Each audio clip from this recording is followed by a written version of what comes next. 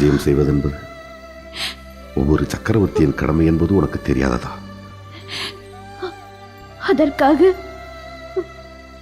நீங்கள் சக்கரவர்த்தியாக முடிசூட்டிக் கொண்டவுடன் திக்விஜயம் கிளம்ப வேண்டுமா?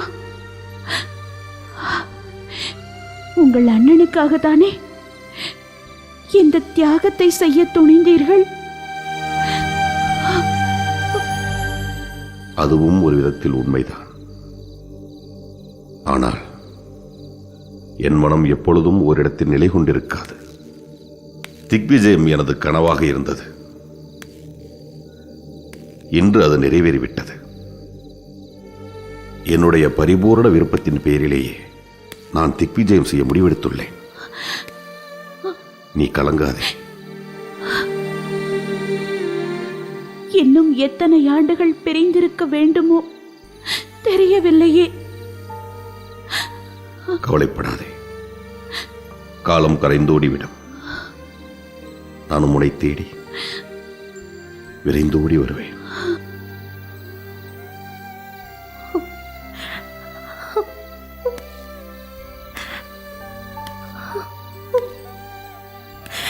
மாத்ரி, என்ன இது? ஒரு சிறு குழந்தை போல் அழுது கொண்டிருக்கிறாய். நான் உங்களை அடைய எத்தனை தெய்வங்களை வேண்டி கிடந்தேன் தெரியுமா? வரம் கொடுத்த தெய்வம் உங்களை பிரியும்படி இப்படி ஒரு சாபத்தையும் கொடுத்து விட்டதே. மாத்ரி, நீயா? மாவீரன் சல்லியனின் தங்கை எல்லாம் ஒரு சத்திரிய பெண் இப்படி கலங்கலாமா?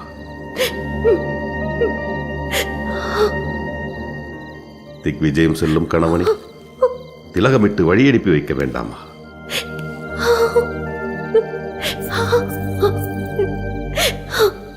உங்கள் பிரிவை என்னால் தாங்க இயலாது.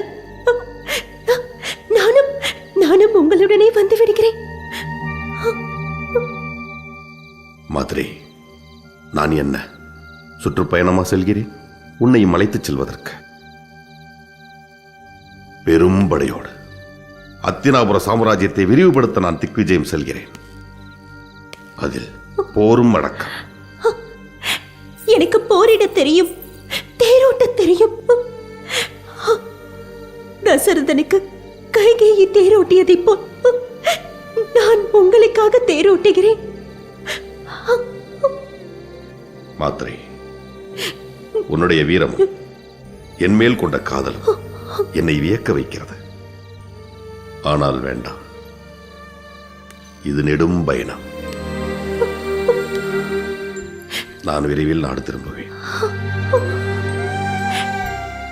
வருகிறேன்.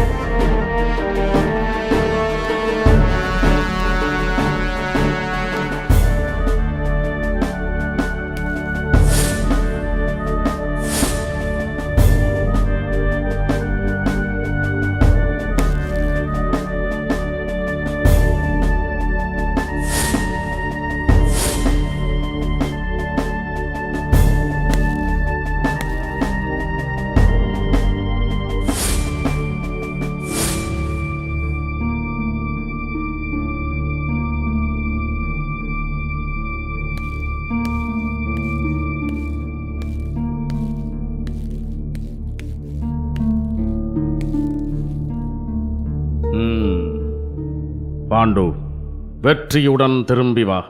உன் பொறுமையும் விட்டுக் கொடுக்கும் மனப்பக்குவமும் சத்திரியனுக்கு வாய்க்காத குணம். உன்னில் நான் என்னை காண்கிறேன். என் 10 நாட்கள் எனக்கு நினைவிற்கு வருகிறது. உன்னை நினைத்து என் மனம் பெருமிதத்தில் திளைக்கிறது. எப்படியோ அத்தினாபுரத்தின் எதிர்காலம்தான் நம் இருவரது லட்சியமும். அதை கட்டிக்காக்க நீ செய்யும் இந்த திக்விஜயம் பாரத வருஷத்தில் என்றும் போற்றப்படும்.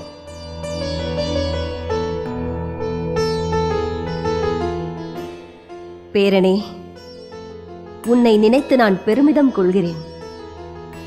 எப்படி பாராட்டுவது உன்னை? திருதராஷ்டிரனை சமாதானப்படுத்த முடியாமல் நான் தவித்து போனேன். முடிசூட்டும் விழாவே நின்று போய் விடுமோ என அதிர்ந்து போனேன். ஆனால் நீயோ உனது கருணையினால் இந்த ஹத்தினாபுரத்திற்கு நேரவிருந்த கேடுகளை தடுத்து நிறுத்திவிட்டாய். ஹத்தினாபுரத்தின் புகழ் பரவட்டும். உனது வீரத்தால் இந்த ஹத்தினாபுரத்தின் புகழ் பாரதம் எங்கும் பரவட்டும். பாட்டி, நீங்கள் தான் எங்களை இறுதி வரை வழிநடத்த வேண்டும். நான் வெற்றியோடு திரும்பி வருவேன். பொன்னையும் பொருளையும் கொண்டு வந்து உங்கள் காலடியில் குவிப்பேன். என்னை ஆசீர்வதியுங்கள். வெற்றியோடு திரும்பி வா. விதி இருந்தால் இந்த கிழவி உன்னை காண காத்து கிடப்பாள். பாட்டி, சென்று வா.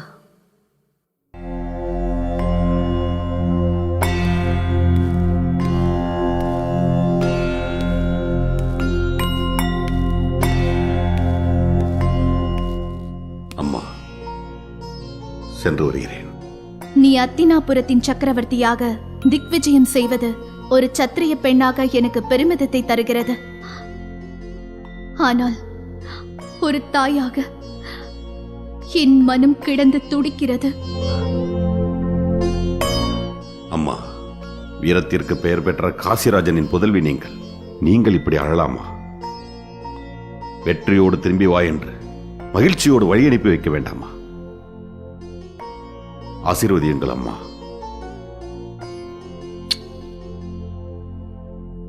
சென்று வருகிறேன்.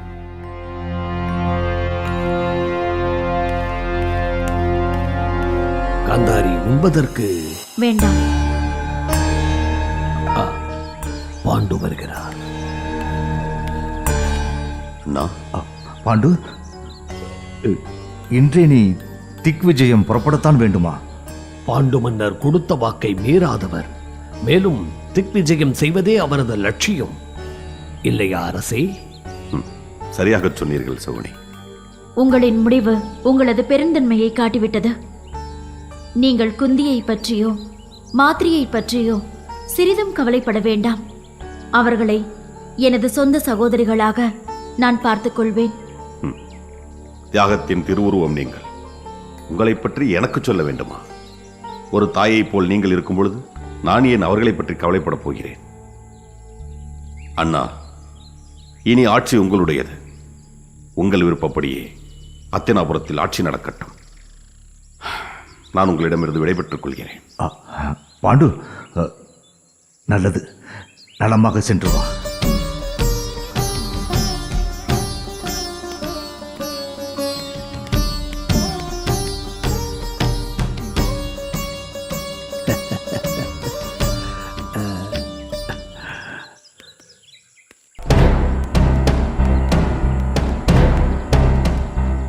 எல்லாவற்றையும் இழந்து விட்டோமோ என்று பதறிவிட்டேன். ஆனால் நீங்கள் கிழக்கே உதிக்கும் சூரியனை தெற்கே திருப்பி விட்டு விட்டீர்கள். நான் கூட ஆரம்பத்தில் பதறித்தான் போனேன். எதற்கும் இருக்கட்டுமே என்று பாண்டுவிடம் ஒரு தூண்டிலை வீசினேன். வசமாக வந்து சிக்கினான்.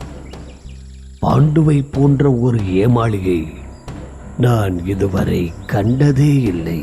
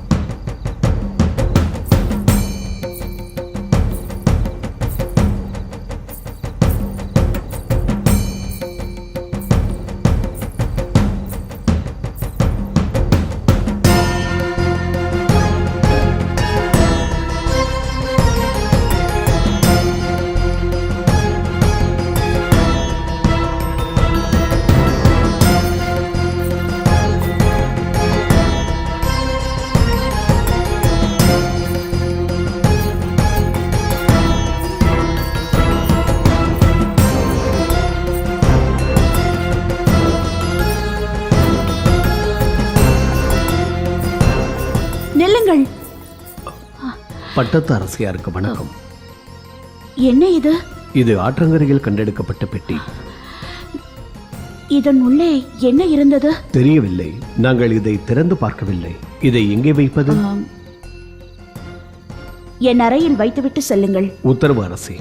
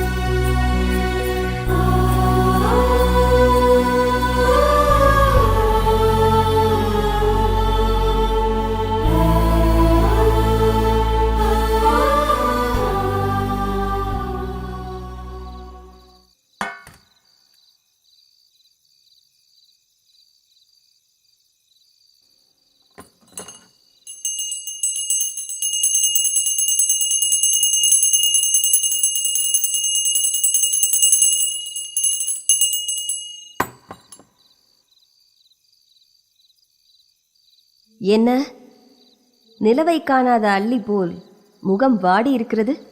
அதெல்லாம் ஒன்றுமில்லை ராஜமாதா. ஏதும் அறியாதவளானான். உன் கணவனை பிரிந்த துக்கம் உன்னை வாட்டுகிறது, சரிதானே? உனது துக்கத்தை நான் அறிவேன். சத்திரிய குல பெண்கள் இத்தகைய துக்கத்தை எல்லாம் சகித்துக் கொள்ளத்தான் வேண்டும். பாண்டு வெற்றியுடன் திரும்பி வருவான், கலங்க வேண்டாம்.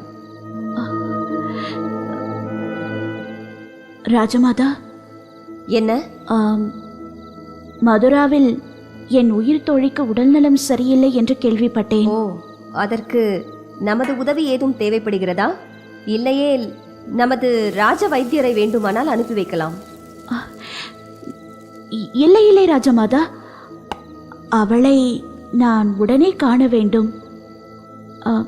நான் மதுராவிற்கு செல்ல உங்கள் அனுமதி வேண்டும். இதற்கா இத்தனை தயக்கம்?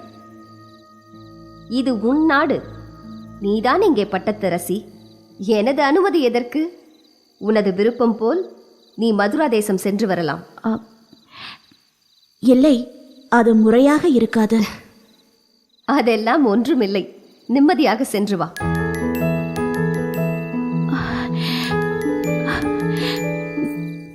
நன்றி ராஜமாதா.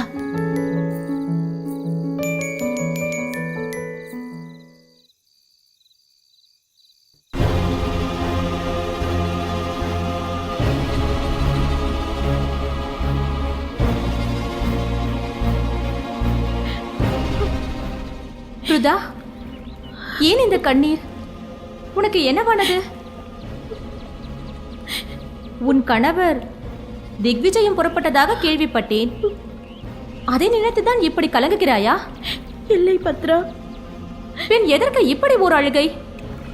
தயவு செய்து விரிவாக சொல். நாம் என் குழந்தையை ஒரு பெட்டியில் வைத்து ஆற்றில் அனுப்பினோம் அல்லவா? ஆமாம், அதற்கு இப்பொழுது என்ன வந்தது? நேற்று அரண்மனை பணியாட்கள் அதேபோல் ஒரு பெட்டியை ஆற்றங்கரையிலிருந்து கொண்டு வந்தார்கள். எந்த ஆற்றங்கரை என்று கேட்டாயா? அதிர்ச்சியில் அதை நான் கேட்க மறந்து போனேன். அது வேறு ஏதோ ஒரு பெட்டியாகத்தான் இருக்க முடியும். வா, நாம் என் பிள்ளையை இருவரும் சேர்ந்து தேட இப்போதே புறப்படலாம். என் பிள்ளை மட்டும் கிடைத்து விட்டார். எது நடந்தாலும் சரி, உலகறிய நான் உண்மையை சொல்ல போகிறேன். ஹிருதய், என்ன உளறுகிறாய்? உண்மை தெரிந்தால் என்னவாகும்? சற்று யோசித்துப் பார். யோசிக்கும் மனநிலையில் நான் இல்லை. புத்திர சோகம் என்னை நிதம் நிதம் கொல்லுகிறது. அந்த பெட்டியை கண்டதும் என் உயிரே அருந்தது போல் நான் துடிதுடித்து போனேன். இந்த கொடுமையை என்னால் இனிமேலும் பொறுத்து கொள்ள முடியாது. வா, என் குழந்தையை நாம் தேடி கண்டுபிடித்து விடலாம். வா. ஹிருதய், பதறாதே. நீ அழுவதற்கு ஒன்றுமே இல்லை. கலங்காமல் இரு. என்னால் எப்படி கலங்காமல் இருக்க முடியும்? அநியாயமாக என் குழந்தையை நானே தொலைத்து விட்டேனே. அதை தேடித்தான் தீர வேண்டும். வருந்தாதே. உன் குழந்தை எங்கும் தொலைந்து போய்விடவில்லை. என்ன சொல்கிறாய்? உன் குழந்தை பாதுகாப்பாக இருக்கிறான் என்று நான் சொல்கிறேன்.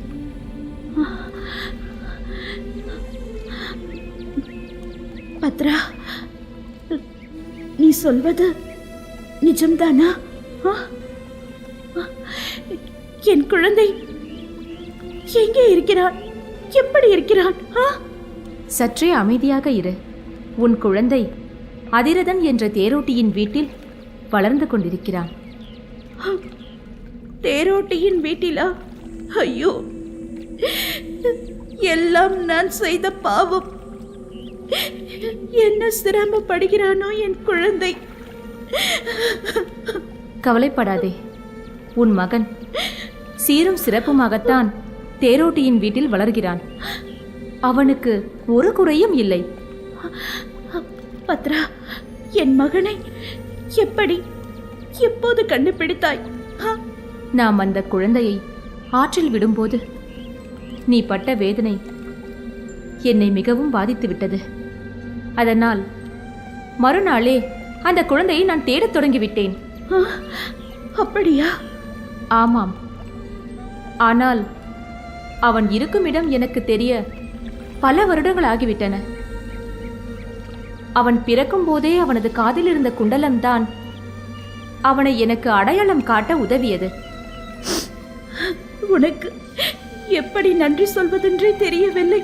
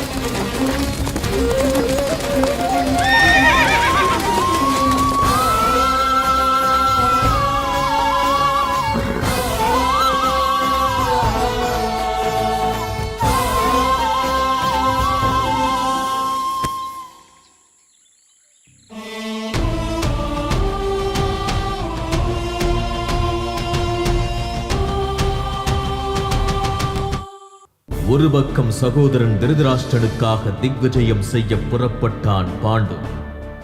இன்னொரு பக்கம் சகோதரர்களுடனேயே போரிடப் போகிறோம் என தெரியாமல் தேரோட்டியின் மகனாக வளர்ந்து வந்தான் கர்ணன்.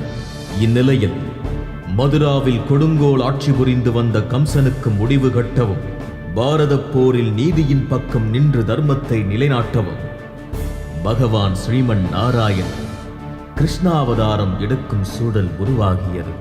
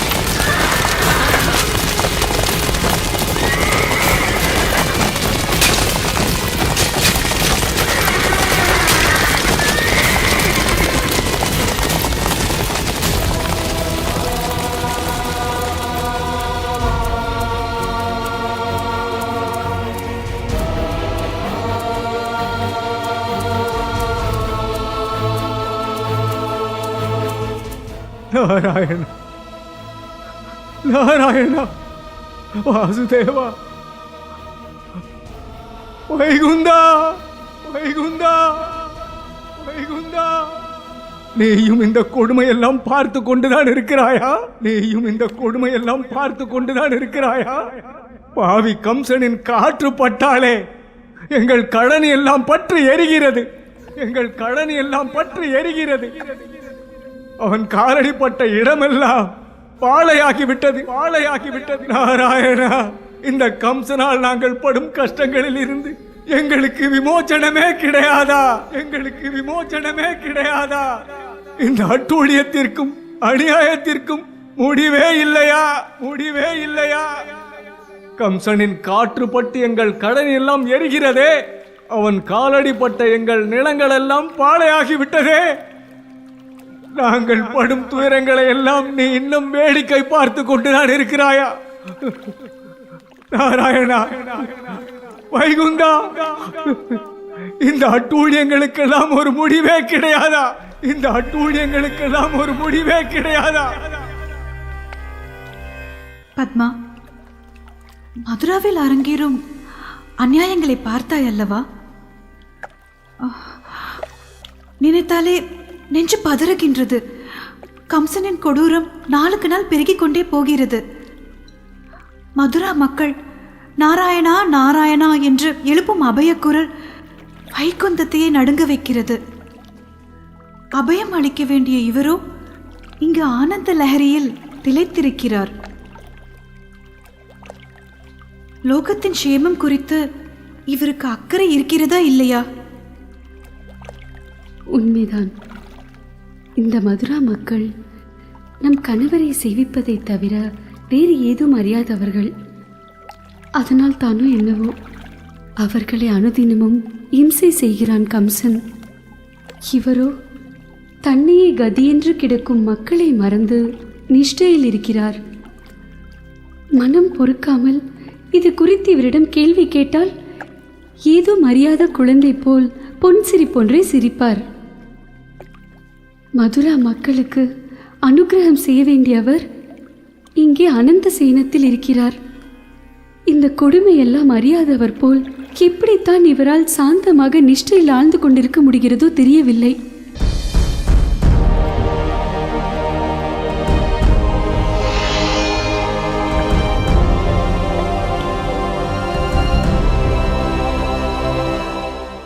தேவியருக்கு ஏன் என்று என் மேல் இத்தனை கோபம்?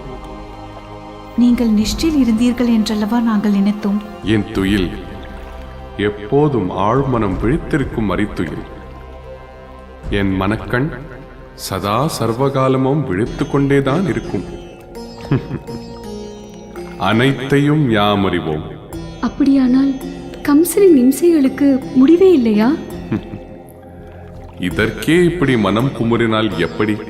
இந்த கம்சனால் மதுரா மக்கள் அனுபவிக்கப் போகும் துயரம் இன்னும் எத்தனையோ மிச்சம் இருக்கின்றன. இது வெறும் தொடக்கம்தான். நாதா, என்ன சொல்கிறீர்கள்? நடக்கப் போவதுதான் சொல்கிறேன். கம்சனின் சுயரூபம் முழுமையாக வெளிப்படும் காலம் வந்துவிட்டது. இந்த மதுரா தேசம் மயானமாகும் நேரம் நெருங்கிவிட்டது. எதற்கும் உங்கள் இளகிய உள்ளங்களை கொஞ்சம் கல்லாக்கிக் கொள்வது நல்லது. அப்படி என்றால் கம்சனின் அராஜகங்களை வேடிக்கை பார்த்து கொண்டுதான் இருக்கப் போகிறீர்களா? நாராயணா நாராயணா என்று அபய குரல் எழுப்பும் மதுரா மக்களின் கதி அதோ கதிதானா? அதர்மம் பிறக்கும் போது ஏதோ மரியாத சிசுவை போல் கை கால்களை மிருதுவாக அசைத்து புன்னகைக்கும். அது வளர வளரத்தான் தன்னுடைய கோர முகத்தை காட்டும், தன்னுடைய குரூரத்தை வெளிப்படுத்தும். ஆனால் தர்மம் அப்படியல்ல. தர்மம் பிறக்கும் போதே விஸ்வரூபம் எடுத்து நிற்கும்.